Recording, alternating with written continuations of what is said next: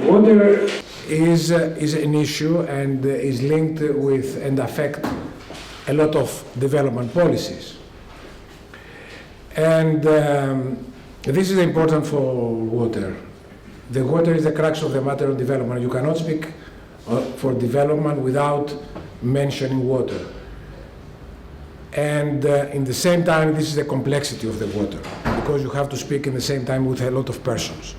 If you are working in transport, you speak with the Ministry of Transport and you decide about projects. If you are working in water, you have to speak with environment, you have to speak with education, we have to speak with the Ministry of Health, Energy, and so on. So that's a characteristic, a specific characteristic for the water, the complexity of the sector. Now, what we are doing as Commission in the water sector. Till, you know, the Commission is working by programming periods. So there was a programming period 2007-2013. Now we are working for the programming period 2014-2020. If you ask me what you have done during the period of 7-13, I can tell you in 2 words: wash.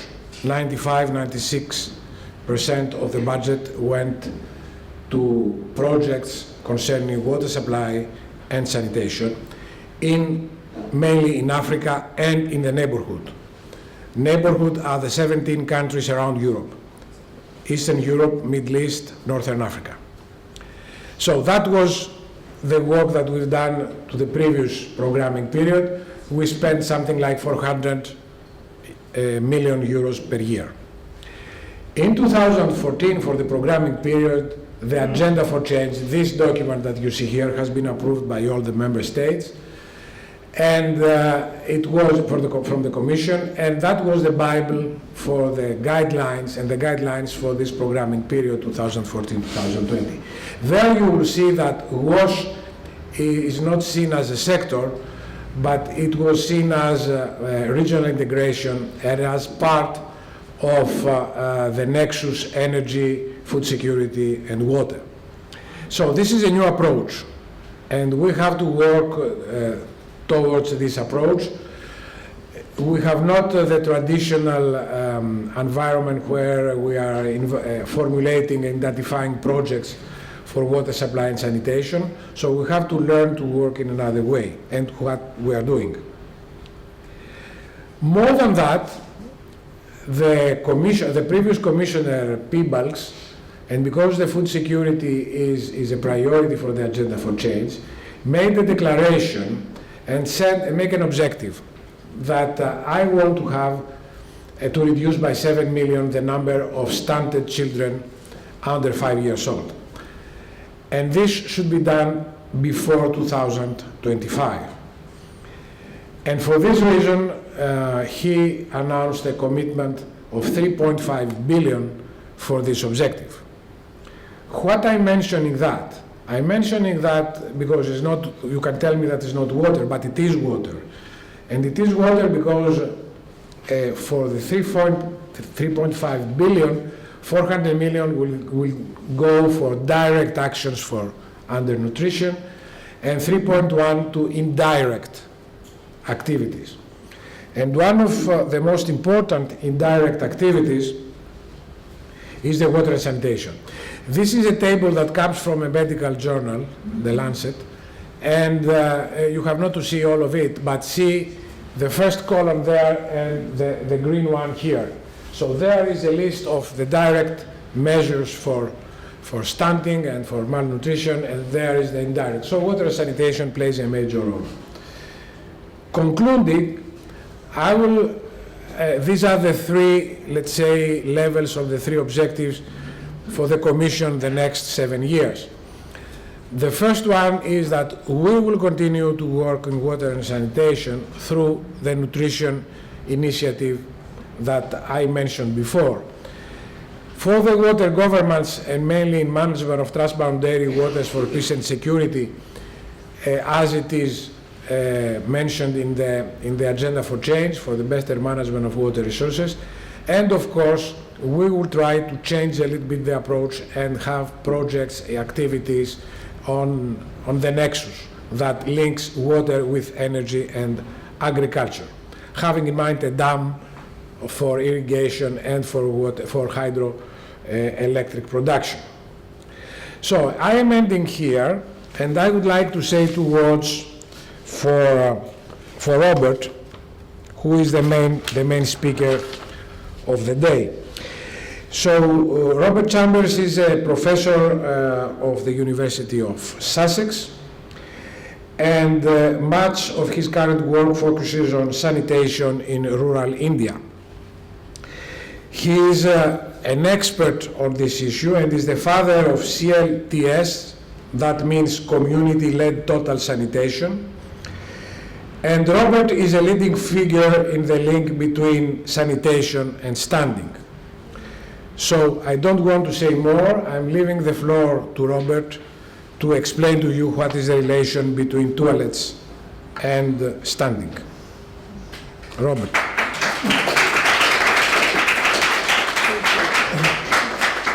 Thank you for that introduction. I have to say I am not the father of CLTS, although it gets attributed to me sometimes because I write about it. The person who originated it is Kamal Kar. He's a Bengali, and he's done a fantastic job spreading it around the world.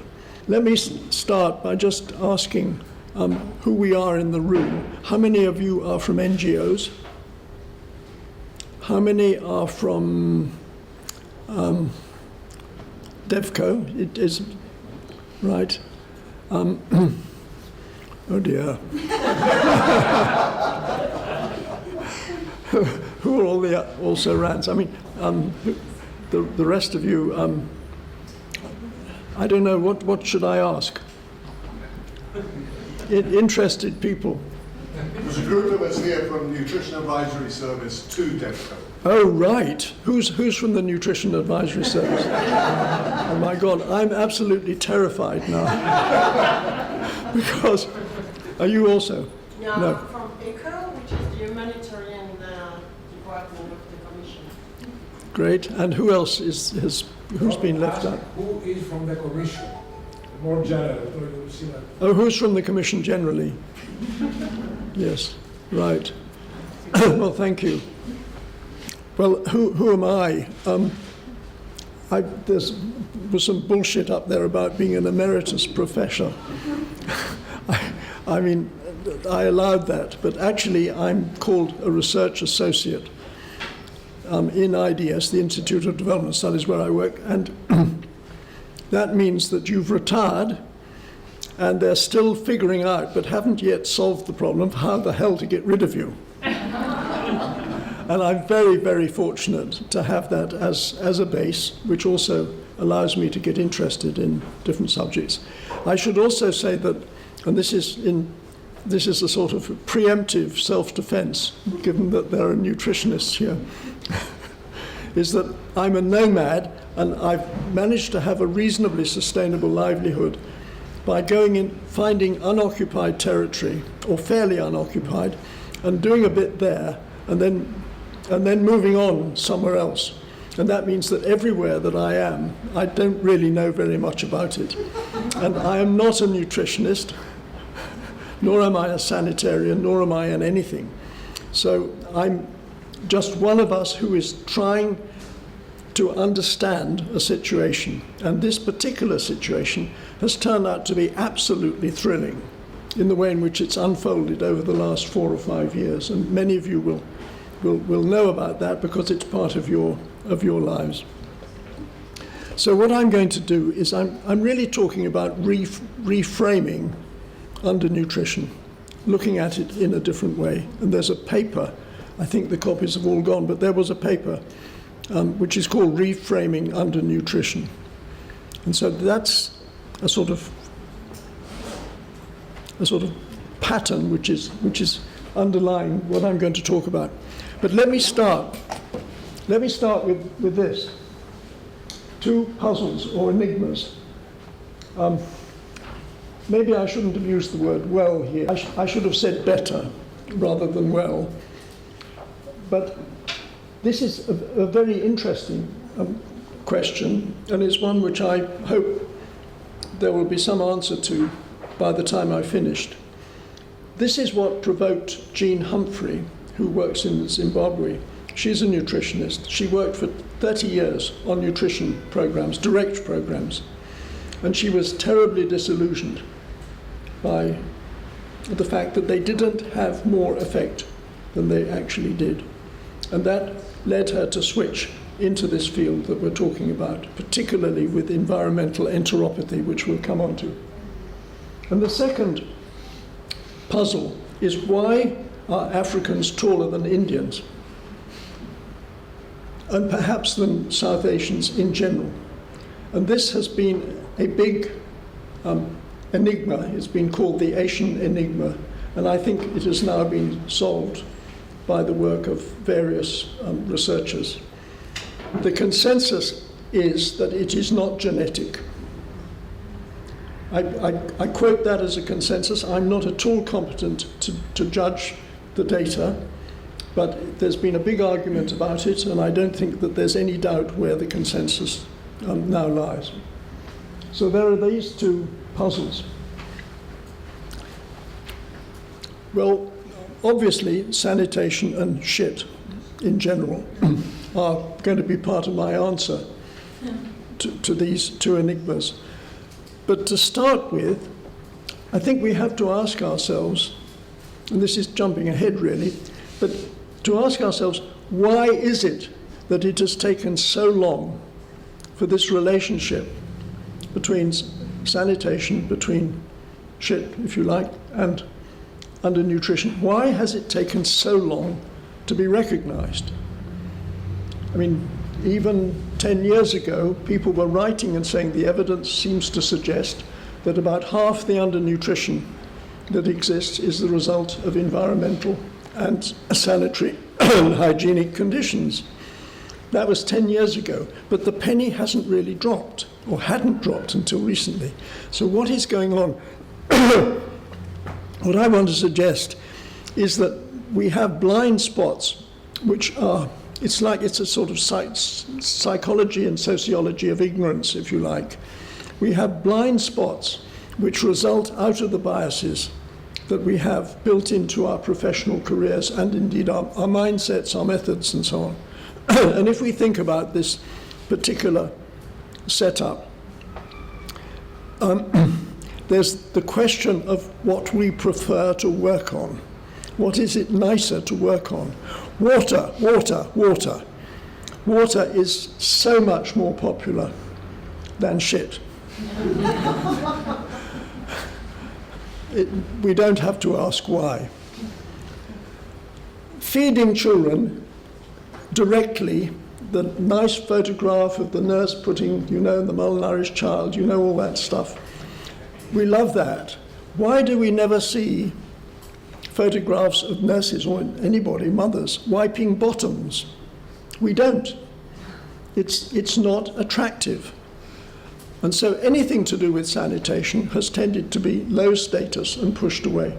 We prefer things which are hard, which are measurable, which are clean, which don't smell, which can be controlled in various ways, and which people want. People want water, and they're quite right. And water will always be a very high priority.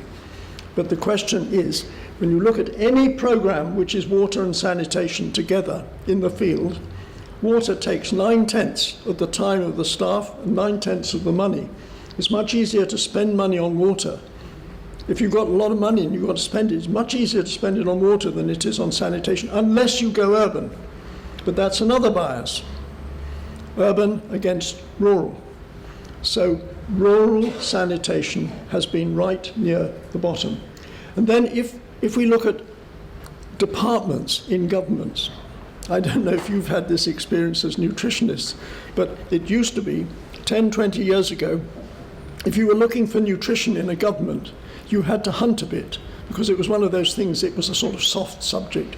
It got, a bit like domestic science.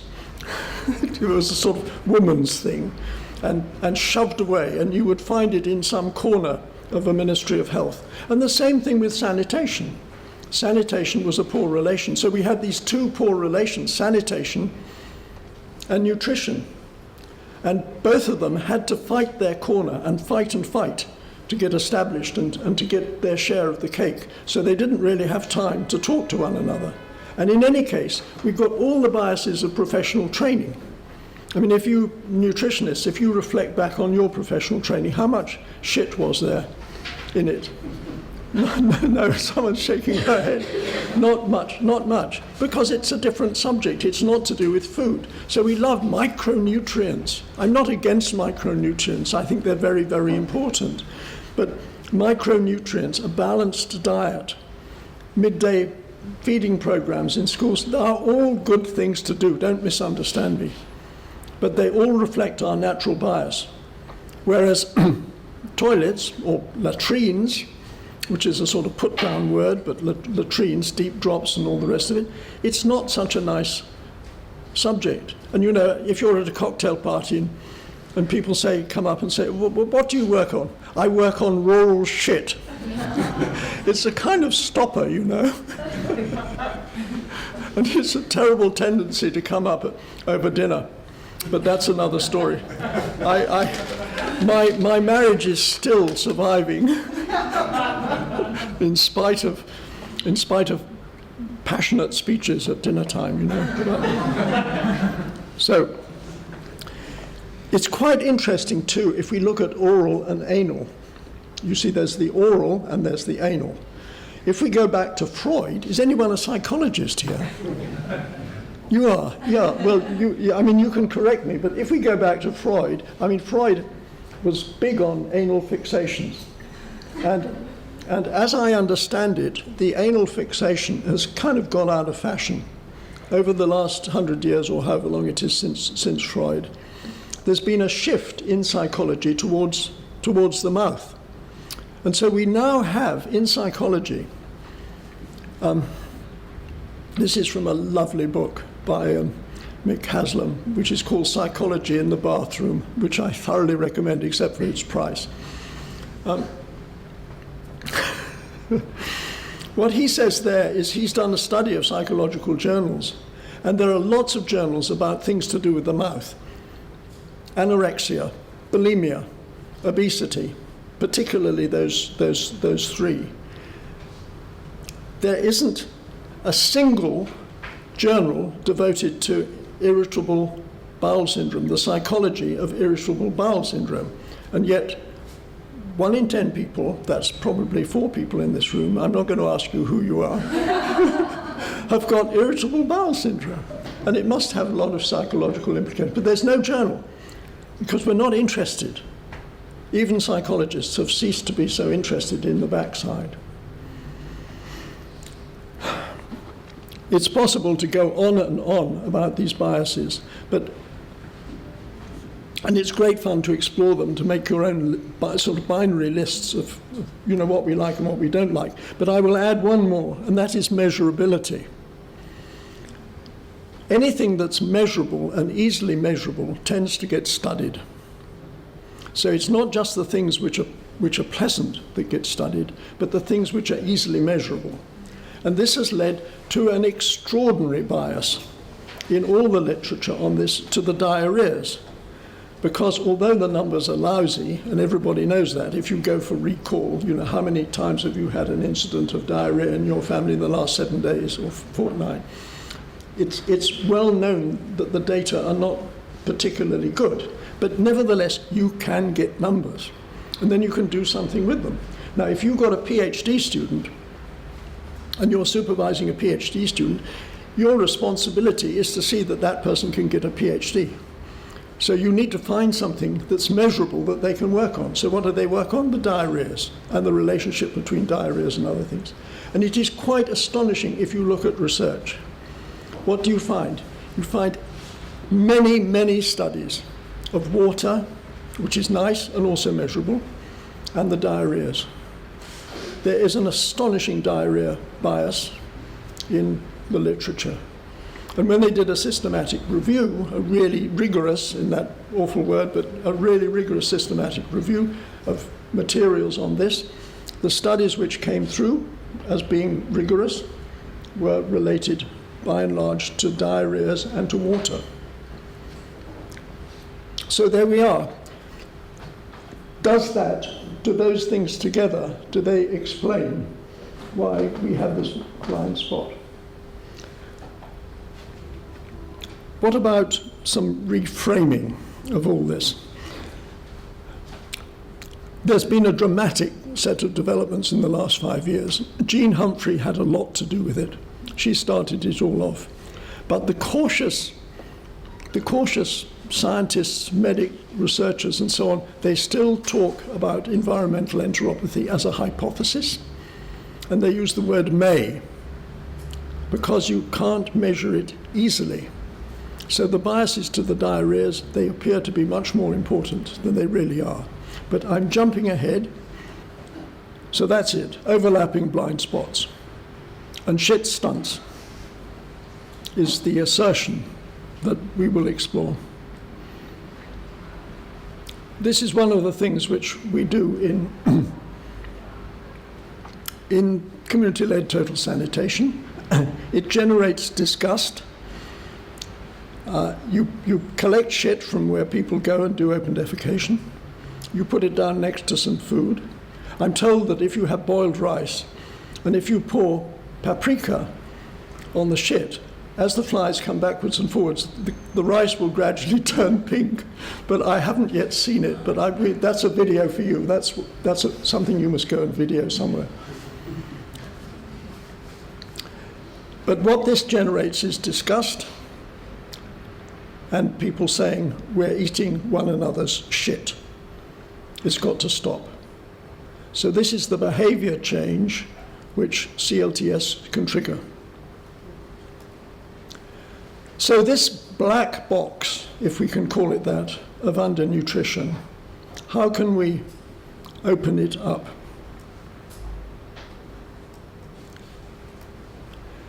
The food and the oral, the first two A's, we talk about the 5 A's. Availability, which means the food's got to be there, common sense, FAO, etc. And access, Amartya Sen, people have got to have access to that food. Common sense, nothing wrong with this at all, very important. But what about this half or more of the black box, the shit? And here we have these 3 categories, absorption, antibodies, and allopathogens. Allopathogens is the Greek allos, meaning other, so it's other pathogens. There are a whole lot of them. Let's see what we've got here. The 5 A's of nutrition: availability, access, and the FTIs. Let me explain this. One of the biases which has been running all through this and all through medical research is reductionism. And that's excluding factors or elements or dimensions which are relevant, but which may be difficult to measure or which don't fit. You have to be reductionist if you're going to be rigorous very often. In addition to that, there are expressions which are used which themselves exclude some of the fecally transmitted infections. One of them is fecal oral, because there are quite a lot of infections which are not fecal oral. They don't come in through the mouth. Schistosomiasis is one, hookworm is another. They come in through the skin, but they're fecally transmitted, and there may be others. The other one is waterborne. You hear about waterborne diseases, but they're not all waterborne by any manner of means. Many of them don't go through water at all. They come through flies, trachoma, the worms, and so on. So FTIs, fecally transmitted infections, I am urging people to use this category because it's inclusive of everything which is transmitted through here. So first of all, let's look at absorption. Absorption is when food gets into the small intestine what happens to it.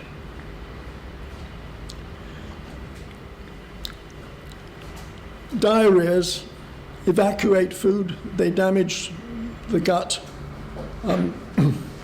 They have a very bad effect, obviously, on absorption. A lot of food is wasted. No one can deny that, but they are episodic. They're not going on the whole time. Environmental enteropathy, who's heard of this? Right, well, some of you haven't, so I'll briefly explain it. And please correct me if you wish to add anything. This doesn't have to be just a monologue by me. My understanding of environmental enteropathy is this, that bacteria are ingested. It seems to be bacteria rather than viruses, but you may correct me on that. Bacteria are ingested, and the bacteria erode the wall of the small intestine. Now, the way you can think of this is that there are these things called villi, which are sort of like tentacles almost, which give an enormous absorptive area, and in fact they're fractals as well. Somebody's told me, is this correct, that if we were to take your small intestine and stretch it out, it would cover a tennis court? Yeah. It would? I mean, I haven't tried. but I mean, I've been told that. So there's a huge surface area for absorbing nutrients that we've got inside us. But what happens is that's reduced by the bacteria eating away. So the ability to absorb is reduced. And of course, if you've got worms hanging on as well, they're damaging the wall of the gut as well. But also, and this is the key thing, is that bacteria get into the bloodstream. It becomes leaky, the gut becomes leaky, and when they're in the bloodstream, they have to be fought by antibodies. So if you take a small child has to be continuously producing antibodies. Continuously producing antibodies takes nutritional energy, and it may reduce protein. I haven't been able to get a good answer from anybody on this as to whether, if you're producing antibodies and fighting bacteria, whether the protein lives to fight another day or whether it's lost.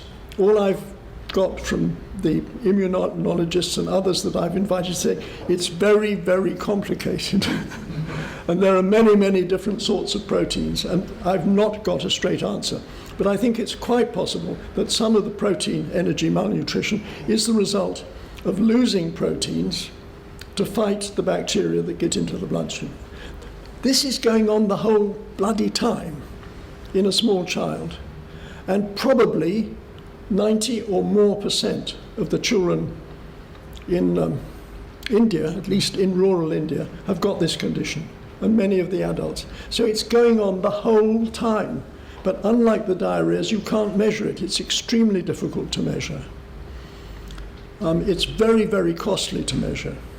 And they're still struggling to try and find a better way of measuring it. One of the leading scientists in this, Steve Luby, has said, what proportion of children have got this? 50%? 80%? Nobody knows. It would be good to know. It would be extremely relevant to know. So that's a little bit about environmental enteropathy. Would you like to correct anything or add to anything? I've heard also that it's triggered by aflatoxins.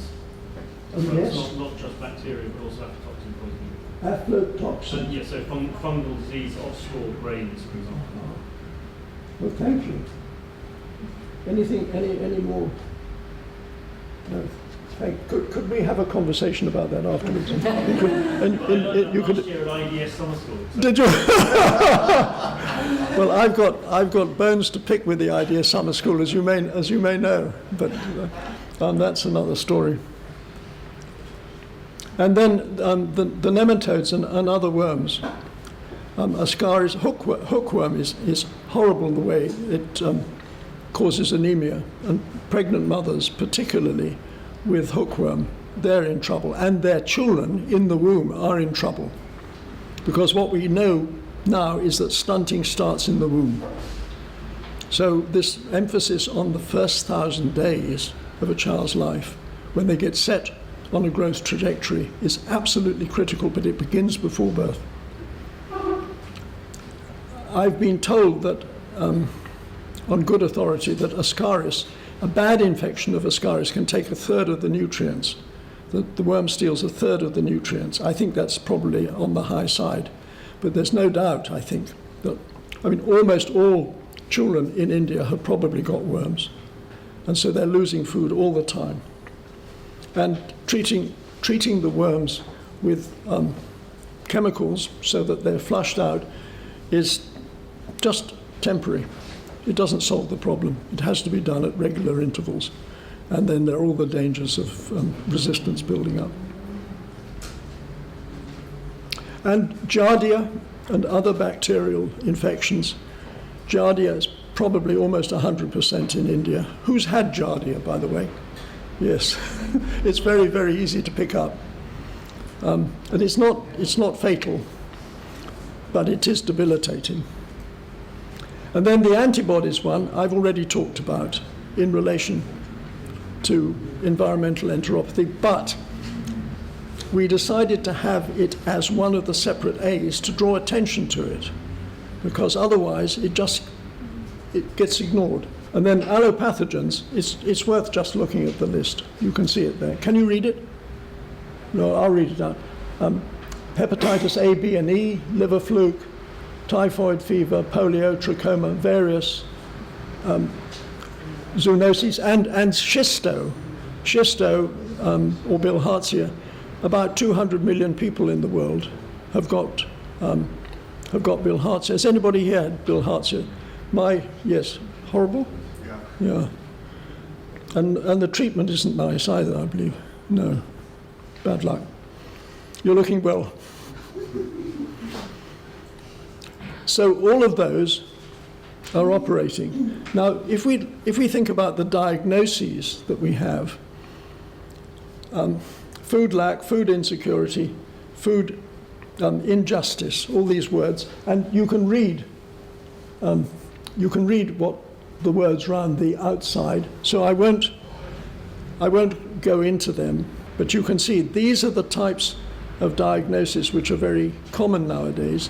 And there have been some wonderful things like the Right to Food Act in India, which I entirely applaud, but which only deals with this upper half, which is the right to have access to food.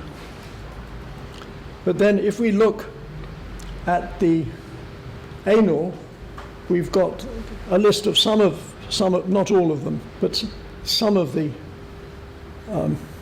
some of the FTIs, but in the middle, diarrhea and environmental enteropathy as perhaps being the most significant. But according to Jean Humphrey, who's the person who probably knows more about this than anybody else, the diarrheas are just the tip of the iceberg. And environmental enteropathy is probably far more debilitating, probably causes far more stunting than the diarrheas do, because the evidence that there is suggests that the catch-up is very rapid in between episodes of diarrhea.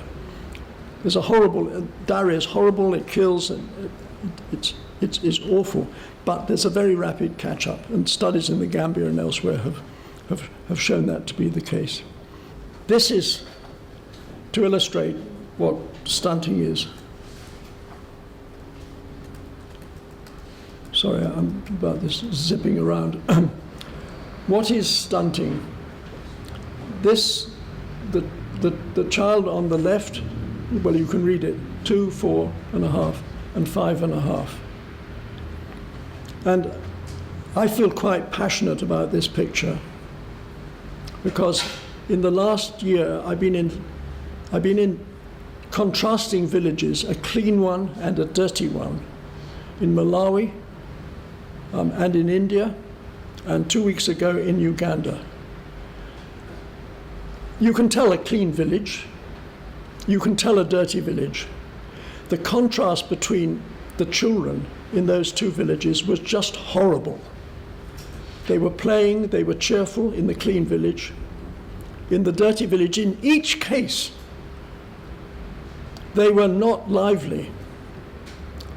They just weren't the way children should be. And it's made me really, really deeply angry about this bloody thing, that we've got to nail it. It's almost certainly because they had environmental enteropathy and a lot of other things, which made them listless. They were not going to learn. This is, I can't vouch for these two photographs. I just was sent them by somebody. I don't know anything more than it says there. But what it purports to show is that on the left is a normal brain with many, many connections between the neurons. And here is a stunted child's brain. I think it must have been magnified, this one on the right. And you can see there are just far fewer connections. Now, whether this photograph was cooked in some way, or I cannot vouch for it. But what is very well established is that the cognitive abilities of children who are stunted are diminished. They don't develop normally. They do worse in school. They earn less later in life. Their immune systems are damaged later in life. They're much more vulnerable to obesity, believe it or not, in middle age. And almost certainly, I would say, their life expectancy will be less. But that's a speculation. It's a terrible, terrible thing to allow to happen to a child, to be stunted like this, and to have their abilities diminished. And you can look at it, you know, if you're going to be clinically economic about it, it's a terrible, terrible national loss in terms of human capacity, which could have been contributing to the society as a whole. Let's look at this. I'm now getting on to India. And I make no apology for this because of what you can see here. 60% of the open defecation of the world is in India. Almost all of this is rural. There's some urban, as many of us will know, but from early morning jogging, among other things. But almost all of it is rural. India has a third of the undernourished, of the stunted children in the world, although I think it only has a seventh of the population or something like that, a bit more than a sixth of the population. And it has over a third of the people who are defined by that international standard as being poor because they're living on less than $1.25. And the connections between these deserve to be explored. Some of them are so obvious that I won't elaborate on them. But between undernourished children and impaired cognition, physical development, and ability to earn later on, the link with poverty is very clear, I think. The one that we're exploring is the fecal infections and other deprivations which come down. Other deprivations is thrown in there because not having a latrine, not having sanitary facilities, exposes women, particularly in South Asia, in a terrible way to eve teasing, to voyeurism, to assault. And there was that rape and murder case, which got a lot of publicity, but the point is an awful lot of that is going on, not in such an extreme form the whole time. It is terrible for women. And I've sat down with women who've got their toilets now, and their lives have been to some extent transformed by this, because they can go close to their home and they're not exposed to these dangers. So there's a very strong gender dimension to this thing. So if we simply go through how it looks, this is India's malnourished children compared with others in the world. This is open defecation, India compared with the rest. And this is really, really interesting. This is based on comparative analysis of DHS surveys, that's demographic health surveys, which are a standard survey carried out in different countries. And this is the work of Dean Spears, who's done a lot of brilliant work. And if you want to download any of his work, if you Google for Rice Institute, R-I-C-E, Institute, all one word, you'll get their website.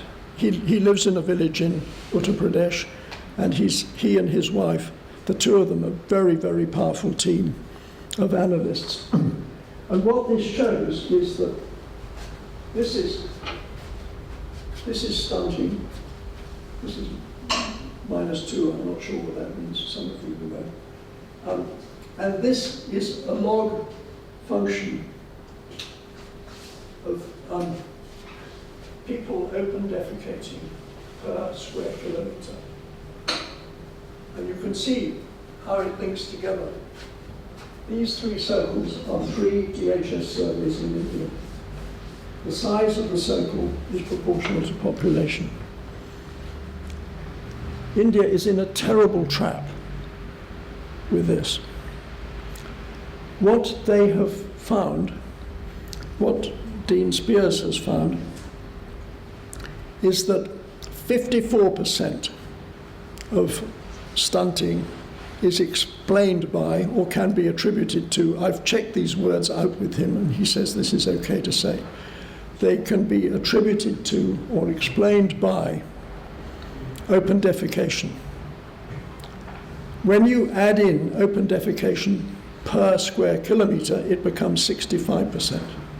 So that is almost 2/3 of the undernutrition of the stunting explained by shit.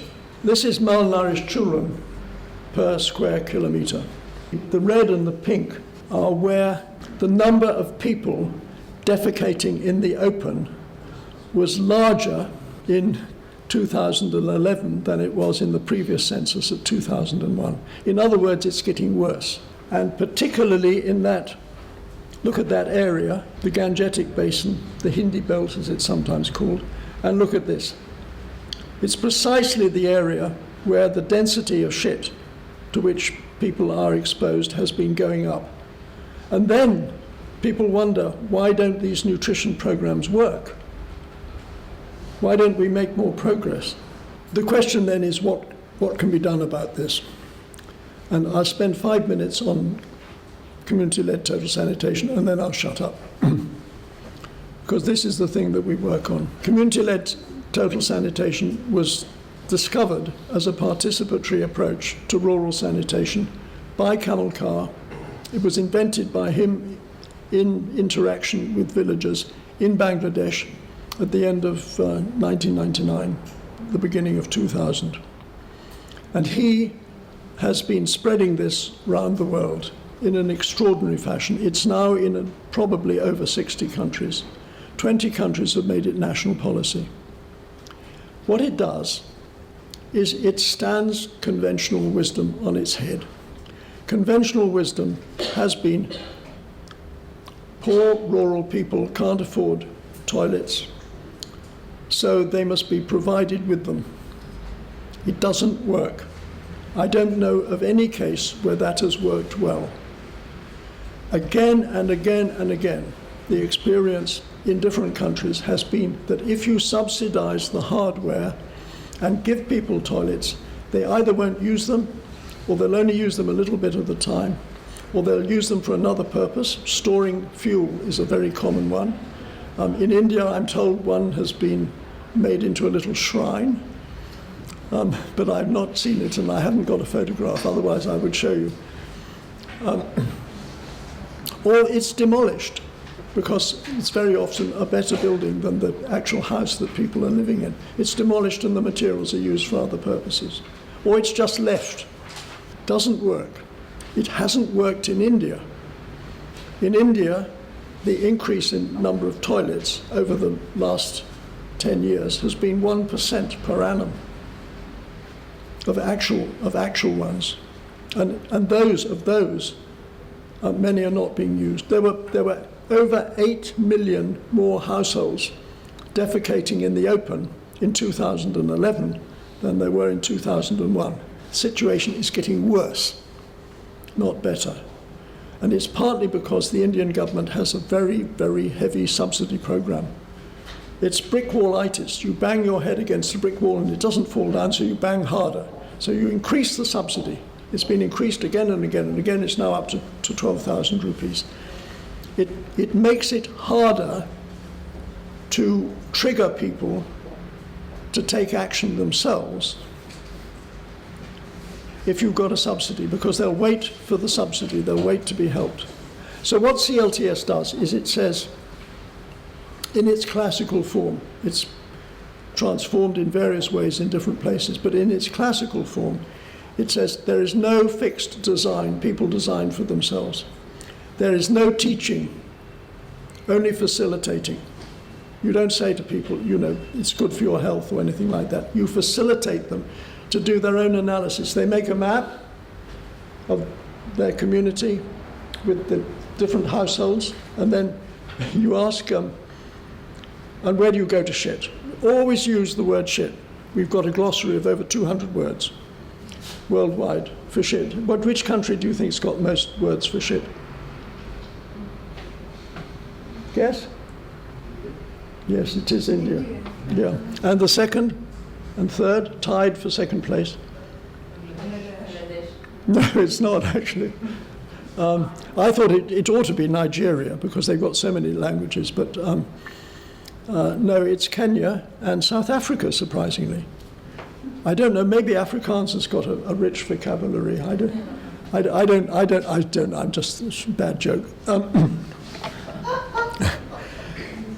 But when they've done that, you give them yellow powder or sawdust or something, and they put it down where they shit. And then they begin to see, my God, you know, they're shitting just behind my house, and or this sort of thing. And then you say, well, in the middle of the monsoon, or in the middle of the night, where do you go? And then there's a lot of embarrassed laughter, and you know, there's a lot of laughter in this. It's not shaming people, but it is generating disgust. And sometimes they'll put it down next to their neighbour's house. I mean, you know, what can you do when it's pissing with rain? So, and that's taught me also about reinfections during the rains. Because if you think about it, during heavy rains, there's more shit actually within the village, and people are going out and bringing it back into their houses on their feet. And it's difficult to handle that. So I think this is one of the explanations of the high levels of diarrhea, for instance, during the rains. And then you ask people to calculate how much they spend on health. You show them, you know, you have the food down next to the shit. There are little exercises you can do of taking a bit of grass and scraping it through the shit. Well, first of all, you ask people if they'll eat some food or something nice, and they do. And then you just scrape it very lightly through and just put it on the food. And then they go, no. So there's a lot of drive. It's play acting, if you like, and slightly teasing, but it's very, very effective. And it reaches the point at which people say, as I mentioned earlier, we're eating one another's shit. And at that moment, a good facilitator will facilitate that to leading on to taking action, to having a committee, to sometimes new leaders appearing, and then follow through with support for the community as they move to becoming open defecation free. CLTS has many problems, but it has been extraordinarily effective outside India. In African countries, it's astonishing the way in which it's spread. UNICEF have been great champions. They have given it a different name, CATS, Community Approaches to Total Sanitation, but it's the same thing. And have been tremendous, I think, in the way in which they've had an impact worldwide. My guess is that over 30 million rural people around the world are now living in communities that have been declared open defecation free with reasonable credibility, because 100% is difficult to absolutely assure, but there are systems of verification. I reckon it's over 30 million, and I would expect it to be double.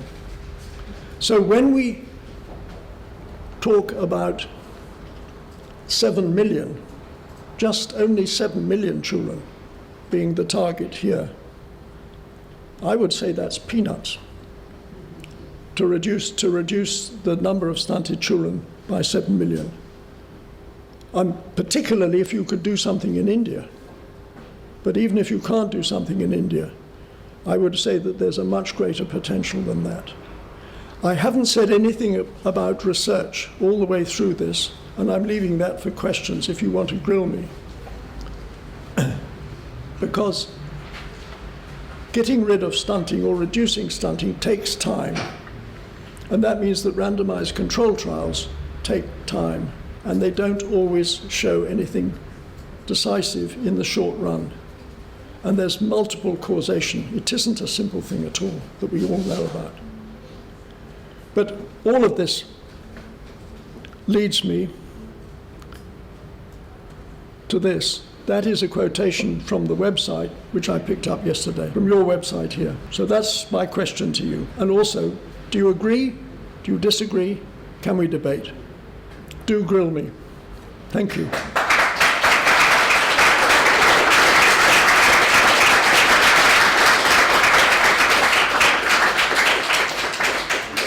Before passing to question and answer, thank you very much for this presentation, Robert. That was really interesting. But then we organized this presentation of the coming of Robert in the frame of the World Water Day because for us, water is is completely linked with sanitation, and this is very important.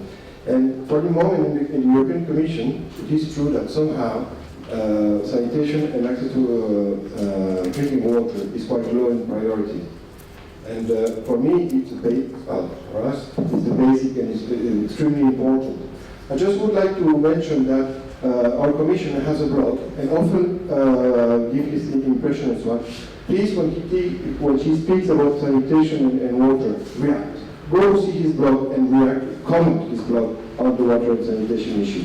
Now I leave the floor open to the question and answer. Can I just mention that a little bit in answer to that question, the EU is actually just committed to funding Jean Humphrey's work with Vitambo in Zimbabwe. So Oh, good. we have recognised the importance of that research that's going on. Good. Well, that's great. She is doing a 5-year project, which is very, very thorough, and I mean, in my view, almost too rigorous. But Yeah. but she's trying to do something which will be really, really credible. But it's to do with the cleanliness of the whole environment and the play of the children, as well as some of the more obvious things about hand washing and so on, Yeah. as you know. And chicken ship. And chicken ship, yes. She's very big on chicken ship because children, you know, they play around. The mother sweeps in the morning and puts the little baby out that can't even walk yet, or maybe just can crawl, and then the chicken come and they drop their shit and the kid picks it up, and according to her, studies have shown an absolutely astronomical density of E. coli in chicken shit. So that whole issue of a safe, clean play place for children in very poor environments is a big issue which they're confronting, as you know. Good. Question, please. UNICEF is quite a champion of the community-led total sanitation. UNICEF is also in charge of nutrition. Did they make some tests to see the impact of their total sanitation on the nutritional status of the population in the village they targeted with their wash activities? Do they have evidence? Because they are involved in both component, wash and the nutrition. So did they collect evidence of the impact of the nutritional status of the population in the village where they did their CHS? First, I don't know of any comparison of a nutrition intervention and a wash intervention. No, I don't know of any straight comparison. Maybe somebody here does. However, what has been done, and the Gates Foundation has funded maybe 5 or 6 studies which have been, quotes, rigorous, randomized control trials to try to identify what the impact of CLTS or the impact of improved sanitation is on nutritional status. The only one of these which so far, to my knowledge, has come up with interesting and significant results. There have been little improvements, but it's a very short time span, and there are so many variables. It's from Mali, and in Mali, you can find this on the web. In Mali, they had, I think it was 40 communities which they triggered with CLTS and 40 that they didn't. And then the ones which had been triggered with CLTS, they moved ahead quite quickly, both with cleaning up the village in the general environment and with installing latrines, compared with the other one. When they did the follow-up study, there was no significant difference in the incidence of diarrheas between the control, but there was a 26% reduction in stunting in the intervention. And I think partly because of this unexpected result. The results were not released for about 6 months because I think they went back to the drawing board to see if there was some error there. However, what this does suggest is that environmental enteropathy may be a major factor in this difference. If it's not in the diarrheas, maybe those children in the intervention villages, because it was a cleaner environment, because they were using the toilet more, and because they had hand washing. Because Mali is probably leading the world in terms of comprehensive interventions related to CLTS. Maybe they had much less environmental enteropathy, but nobody knows because it's so difficult to measure. By any chance, you know which place in Mali? Do you know which area in Mali? It's north of Bamako. Not terribly far north. But if you go for this, there are 2 Mali studies. It's the later one. I was wondering about the issue of the poo power, because one of Professor Nottingham Sarajevich wrote several articles on the use of urine and poo as an energy source, and across the history, also different cultural people have succeeded to use it, like the Chinese, and that annual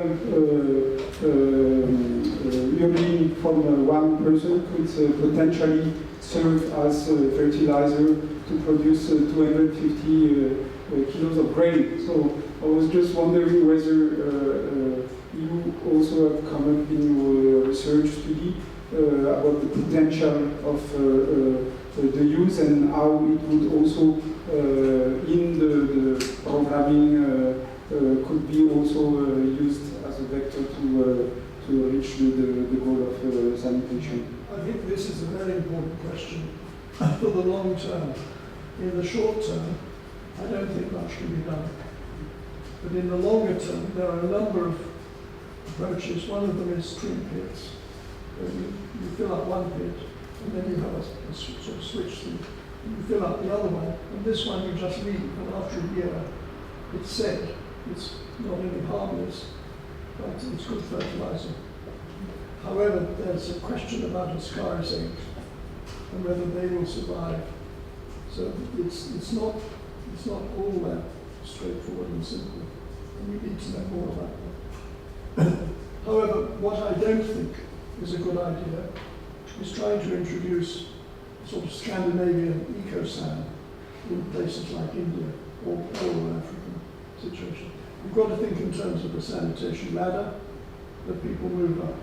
But to start with, it's got to be something which they can do themselves, and then they can gradually invest in gradually the separation of urine and shit that can take place. I have to say my own limited experiment on my potatoes with my own urine had a very negative effect. More research. I don't think I diluted it enough. You know, you're meant to dilute it an awful lot. Someone I know has participated in the UNICEF program in southern India, and her personal experience was that although a lot of the women she worked with were very keen to try out new ideas, there was a lot of resistance from the men in the communities, and I wondered whether that was a common issue that people have encountered, and what the cultural barriers are to taking on new approaches to sanitation. Very, very important. In India, at least, very widespread. And men feel that it's macho and also healthier to go and do it in the open. They actually believe it's healthy, and quite a lot of women believe it's healthy as well, compared with having a pit near your house, which they see as having a lot of polluted stuff near your house. There's a very large scale self-help group program in India with millions of self-help groups of women. And at the moment, that movement of self-help groups is being mobilized. And we hope to inspire to take action. But it means dealing with the men. And one of the things that we need to learn is how can women influence men and do it effectively? And then can they share that so that there can be really good approaches and techniques which can be used very, very widely. But it's a frontier. Thank you so much. I was just wondering if you also work on wasting or on stunting. Sorry? Do you also work on wasting? I haven't. It's those who have left who will be able to say something about this. What I do know is that stunting does short height for age, but that is the preferred indicator for undernourishment. Whereas wasting, how shall I put it? My impression is that wasting is something which may be temporary and then will fill out again. It might be a seasonal thing, for instance. But I may be wrong. I was an expert on this. I'm working in DGA, Humanitarian Assistance with Roxanne, and we do work on wasting, and I think the causes are very much the same. So I'm very interested indeed of what you're saying about enteropathy and all this infection. What I'm wondering of is, as humanitarian program, we support projects which are very short term. So I'm wondering what we can do in a very short term program to try to improve sanitation. I don't know if it's feasible, I don't know if you have answers or if anybody has been working on it, because we do things on water purification, we do a lot of things on water, hygiene promotion, but not so much on sanitation. So I don't know if there is anything that we can. No. We build tons of latrines, but in camps, not in cities. I mean, like you said, they are not specially used or. Your problem is you've got too much money. And too much money and too few staff.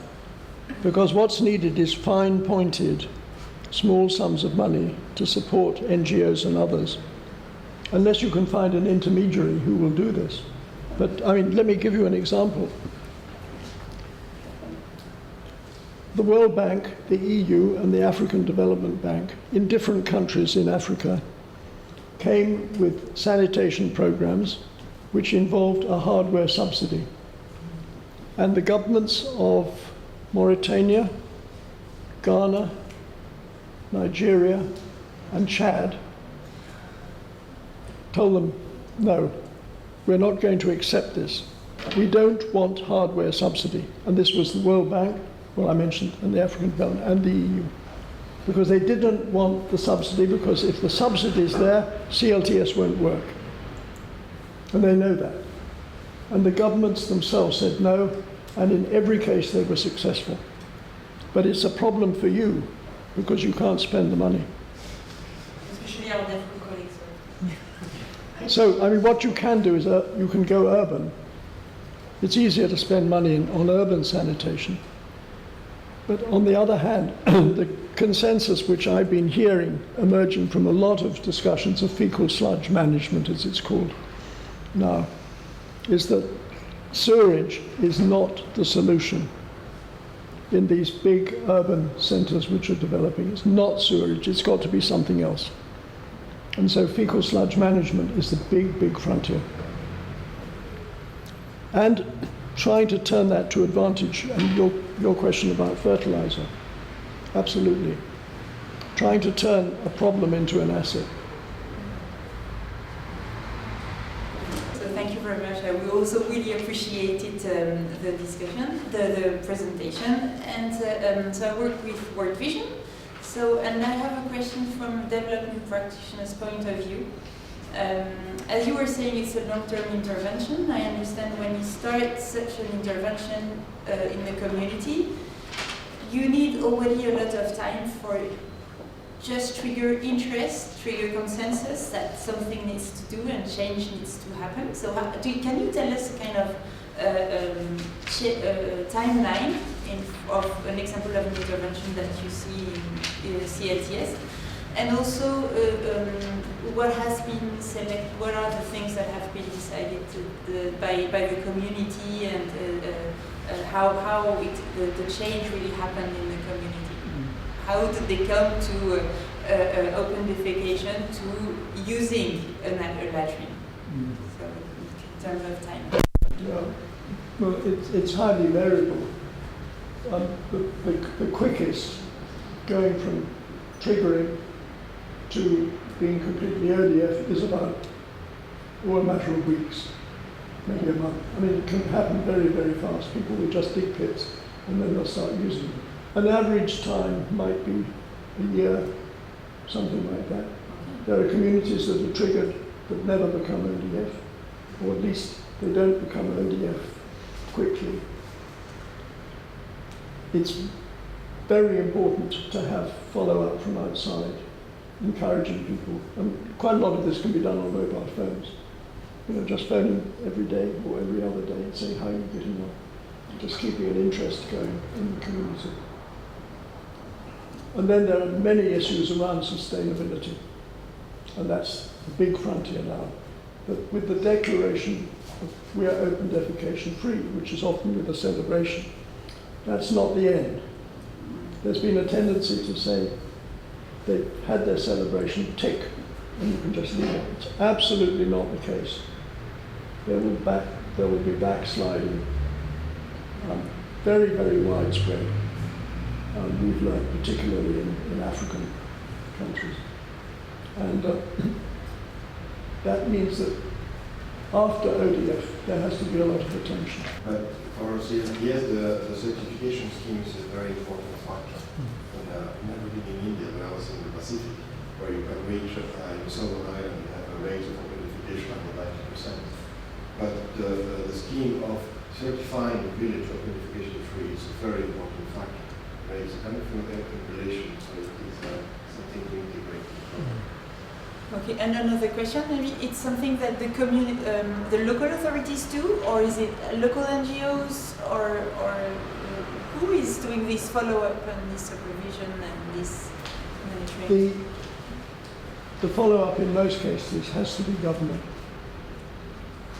NGOs have to be quite skillful in the way in which they handle this, so that it becomes part of what governments do, the follow-up.